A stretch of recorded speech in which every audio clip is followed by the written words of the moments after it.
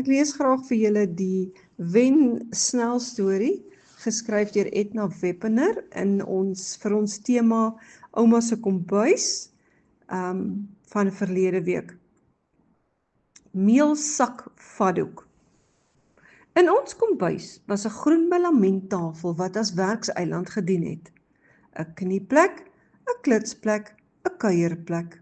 Ook 'n plek waar ouma my geleer het van groenboontjies kerf en rys uitsoek op 'n oopgespreide meelsak vaddoek.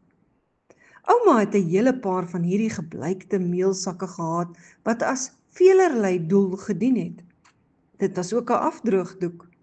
My boetie en ek het beurte gemaak om skorrelgoed te was en af te droog. Maar dis die nat meelsak vaddoek wat ek die beste herroep.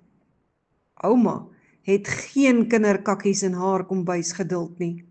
Dan het sy die nat vaddoek soos 'n mini sweepblad sing en ons het dans getrippel om die houe teen ons bene te ontduik. Daardie spoedlappie se punt het soos sadistiese kunstenaar rooi strepe oor kaal kuite en hande gepiets. Daar word deesdae broeke van meelsakke gemaak, maar ek soek nie 'n vaddoek naby my bas nie.